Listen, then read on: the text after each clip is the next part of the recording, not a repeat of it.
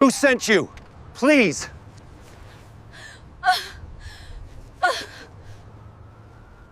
Justice on Maple Street. I found my sister, Emily, crumpled on our front porch, clutching her arm in agony. The bone was jutting out, blood pooling beneath her. "Mark, they hurt me," she whispered, her voice trembling. My chest tightened, rage surging through me like wildfire. Emily, the kindest soul I know, a nurse who spends her nights caring for sick kids, had been deliberately attacked. My hands shook, my vision blurred with fury. I'd seen combat as a Marine, but nothing prepared me for this. What did I do next? Let's just say those criminals messed with the wrong family.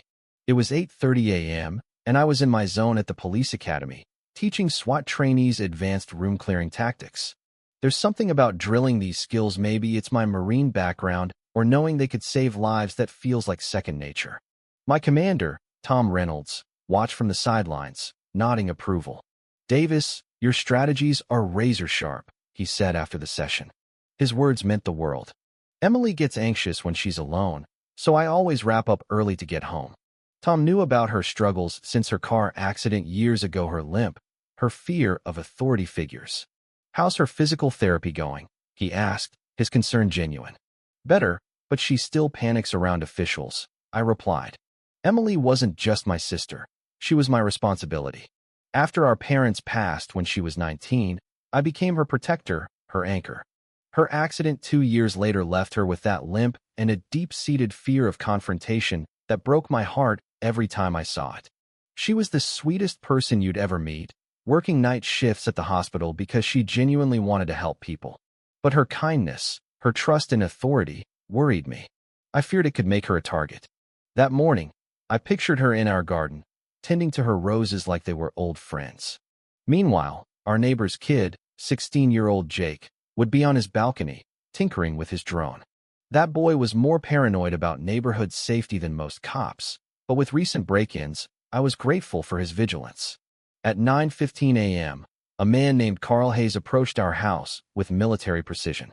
His utility vehicle bore magnetic decals screaming HOA Compliance Division in official-looking font. His uniform was crisp, his badge convincing.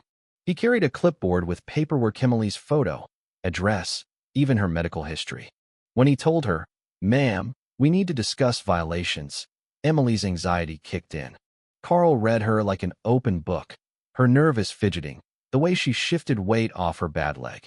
He leaned into it, presenting a folder of fake violations: water usage, unauthorized plants, even disability accommodation permits that didn't exist. "Ma'am, you seem nervous," Carl said, his tone dripping with authority. "Accumulated fines total $500. Non-payment triggers a lien." Then came the gut punch. "Your brother's VA benefits could be affected." My benefits, earned through blood and sweat in Iraq, were being weaponized to scam my sister. Emily, terrified of legal trouble since her accident, handed over $500, her emergency savings for medical equipment. Months of scrimping, choosing between pain meds and groceries, gone in a moment. Thank God for Jake's paranoia. From his balcony, he recorded everything with his drone's 4K camera, hidden behind trees, complete with audio. "Something's off," he later told me. "Real officials don't act like that." The receipt Carl gave Emily was a masterpiece of forgery: fake case numbers, official letterhead. His final instruction? Discussing this with family could complicate the process. Translation: don't tell your SWAT-trained brother. By 11:30 a.m., I walked through the door, expecting to find Emily in the garden. Instead, she was in the kitchen, her voice shaky. "How was training, Mark?" I knew that tone trouble. "Emily, what happened?" She hesitated, then showed me the receipt and documents. Alarm bells rang. "HOA? We don't have an HOA." The realization hit. This wasn't a random scam. Someone had researched us: Emily's disability, my VA benefits, our finances. This was organized crime. Emily's phone rung, unknown number. "Miss Davis, this is just the beginning," a deep voice said before the line went dead. Her eyes filled with terror. "They have my number, Mark." Across the street, Carl watched, testing our reaction. The next day, I called the county office. The clerk laughed. "Sir, fake HOA scams are common. File a police report. But I'm not the type to wait for others to solve my problems." I dug into the letterhead Carl used near-perfect forgeries with official seals. Neighbors confirmed my fears. Mrs. Thompson, 82, paid $300 for drainage violations. Mr. Carter lost $400 for landscape issues. Same fake receipts, same playbook. This was a professional operation targeting our neighborhood. Jake, in full detective mode, enhanced his drone footage. The vehicle's license plate traced to a fake rental company. Facial recognition on Carl revealed a rap sheet assault, fraud, the works. Mr. Davis, this guy's dangerous, Jake said, his voice shaking with excitement. But Carl had run a background check on me, learning I was a SWAT trainer. His boss, Laura Bennett, a former prosecutor, responded chillingly. Initiate Level 2 containment protocol. I was a chess piece in their game. On day 3, I planned a confrontation, coordinating with Jake's drone and a hidden SWAT camera. I thought I could outsmart street-level crooks. I was wrong. Carl detected my camera instantly. Mr. Davis, SWAT instructor correct. His confidence unnerved me. He produced fake federal housing documents, claiming they superseded county authority. He knew my conversations with neighbors, my calls to the county, even Emily's $180,000 medical debt, and my $2,400 monthly VA benefits. Interference with officials is a federal offense, he said. Pay $1,000, or we investigate. When I tried recording, he waved an electronic detector. Recording federal officials is a felony. Then he threatened Emily's disability status in our home. Your sister needs daily care. Investigations could force relocation. I walked away humiliated, a trained Marine outmaneuvered by a criminal. That night, an encrypted text arrived. Mr. Davis, pay $5,000 in 12 hours.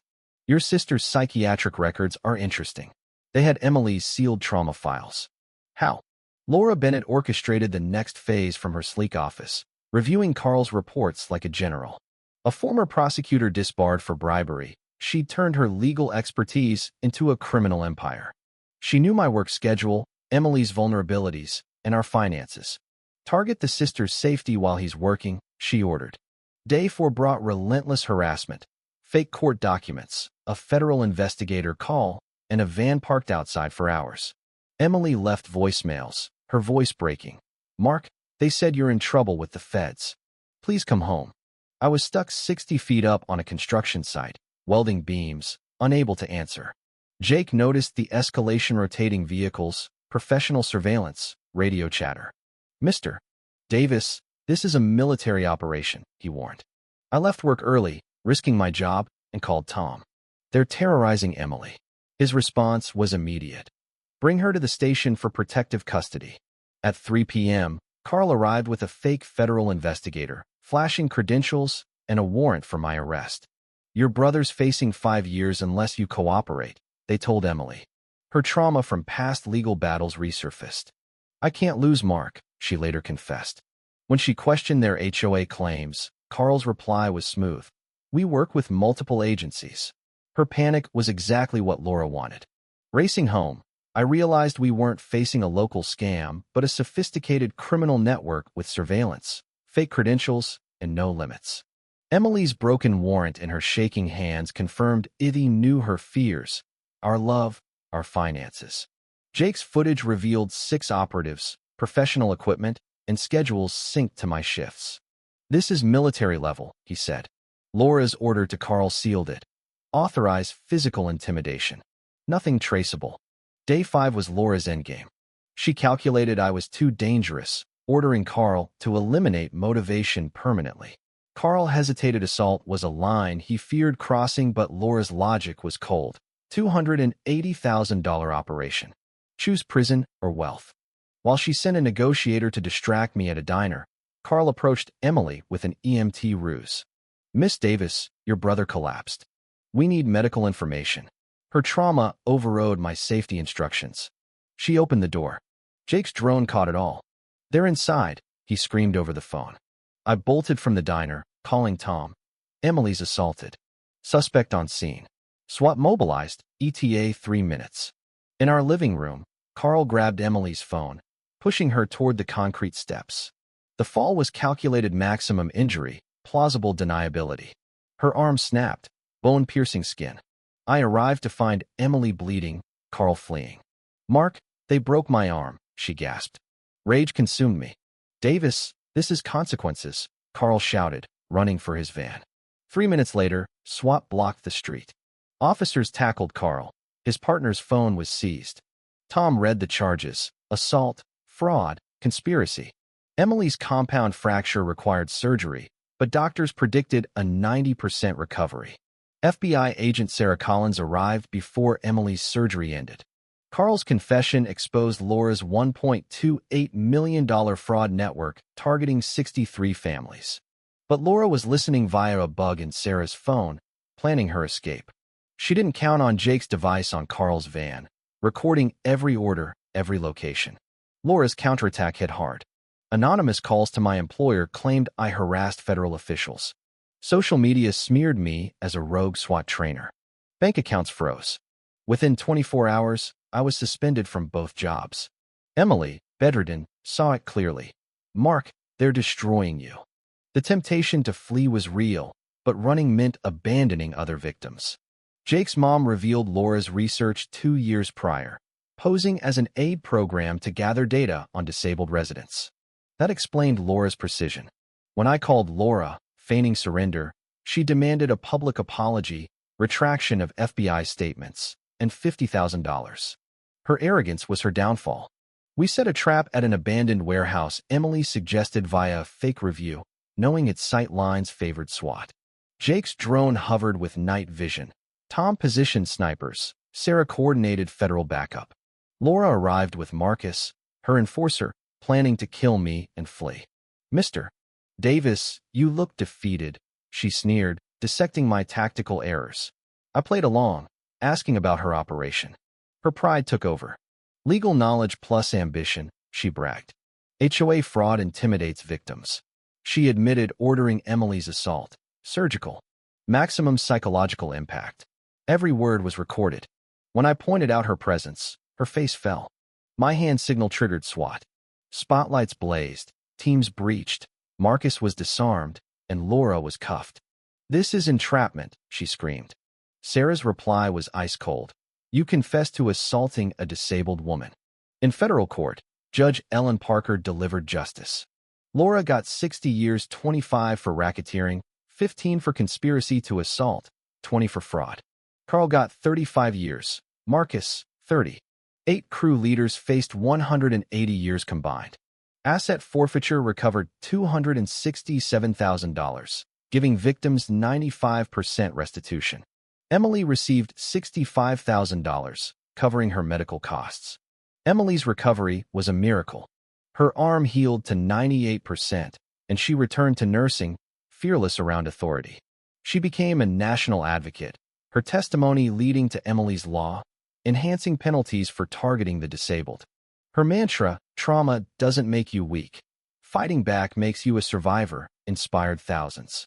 The FBI hired me as a $95,000 a year consultant to develop the Davis model, training communities to fight crime.